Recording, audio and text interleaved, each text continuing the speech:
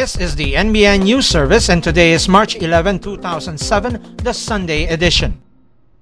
A fire gutted the old Commission on Elections building in Intramuros at around 1 in the morning this Sunday. Manila's Fire Bureau is still determining the cause of the fire.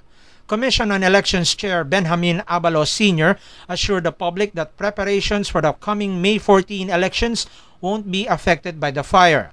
Abalos also assured the public that the fire was not an act of sabotage or arson to fix the coming elections as insinuated by certain parties. Among those destroyed were old election records, COMELEC personnel files, research and statistics, office supplies, and some ballots from previous elections that were still under contention.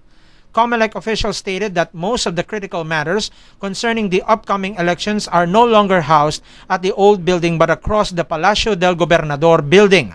Meanwhile, Executive Secretary Eduardo Ermita stated that the investigation on the cause of the fire will be left with the COMELEC and the Bureau of Fire Protection.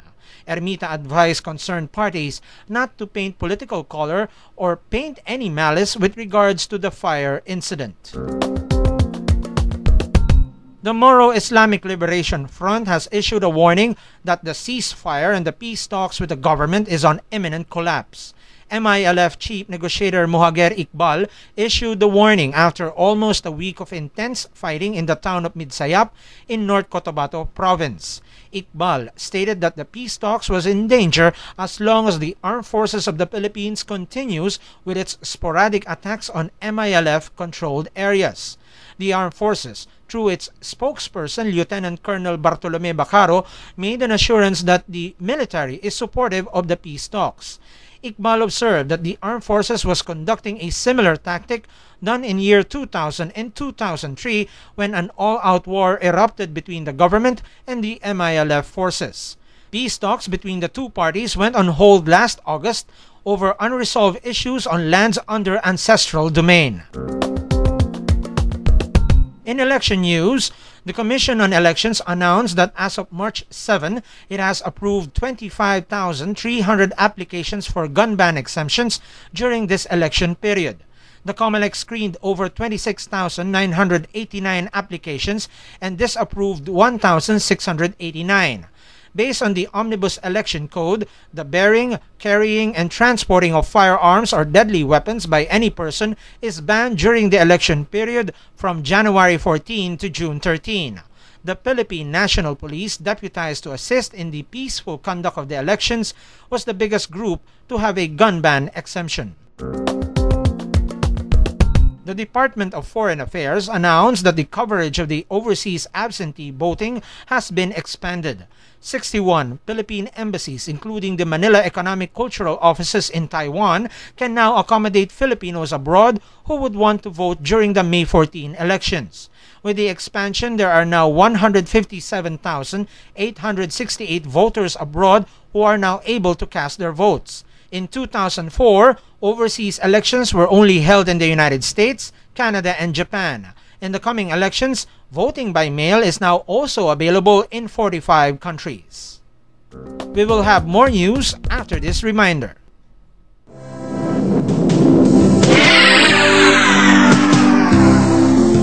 Naibabalik ng husto ng pamahalaan ng primary role of education. Halos kumpleto na po. Hindi na po crowded sa isang room. Lalo na po pag nagre-research po ako sa internet. Nasigurado po mapagkukunan po namin ng aral.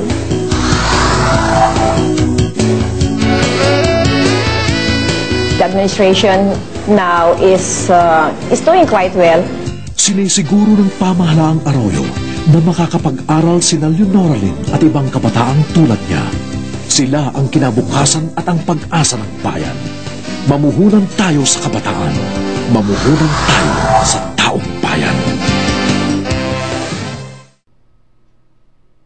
Vice President Noli de Castro urged leaders from the business, private, government, and international communities to sustain the growth achieved by the country. Speaking before the delegates of the 2007 Philippine Development Forum in Cebu City, the Vice President stated that the government is committed to ensure the completion of the National Economic Program before the term of President Gloria Macapagal Arroyo ends in 2010. Vice President De Castro underlined the need for the country to complete physical infrastructures, strengthening the institutions by starting with the government, by making it more efficient, effective, and transparent, the building of peaceful communities to sustain development with Mindanao as the lead example, and lastly, the healing of political divisions immediately after the coming elections to once and for all put the nation back on track. The impending power supply shortage in Mindanao will be addressed with a 10 billion peso hydroelectric plant that will become operational in August of 2009. A 42.5 megawatt hydropower plant will be built in the town of Sibulan and Tamugan in Davao del Sur province. Aboitiz Equity Ventures Headcore will build the power plant that is expected to supply at least 32% of the power needs of the Davao Electric Cooperative. Headcore will build 2 power generators and small dams along the Sibulan River. Environmental impact of the projects is expected to be minimal since there will be no need to dam water supply to power the generators. The Department of Agriculture earmarks 14 million pesos to support a 100-hectare irrigation rehabilitation project in Hagonoy Town, Davao del Sur province. The project is a joint development effort of the government and with the assistance from the Japanese government. Agriculture Secretary Arthur Yap stated that improving the country's irrigation system is a top priority in the administration of President Gloria Macapagal Arroyo. Multi-billion irrigation projects are currently ongoing in northern, northeastern, southern, and central Mindanao regions. Yap assured Mindanao farmers of the development of mini National Food Authority warehouses in their villages, provide seed subsidies, the giving of soft loans, and the building of farm-to-market roads. And finally, turning now to weather, a tail end of a cold front extends over extreme northern Luzon, while an easterly wave is affecting the eastern portions of Mindanao. Extreme northern Luzon will experience mostly cloudy skies with scattered light rains, while eastern Mindanao will have mostly cloudy skies with scattered rain showers and isolated thunderstorms. The rest of the country will be partly cloudy to at times cloudy with isolated rain showers or thunderstorms this coming Monday. Moderate to strong winds blowing from the northeast will prevail over Luzon, and its coastal waters will be moderate to rough. Elsewhere, winds will be light to moderate, blowing from the northeast and east with slight to moderate seas. In Metro Manila, winds will be moderate to strong on a northeasterly direction. Manila Bay will be moderate to rough, and expected temperatures will be from a low of 22 to a high of 32 degrees Celsius.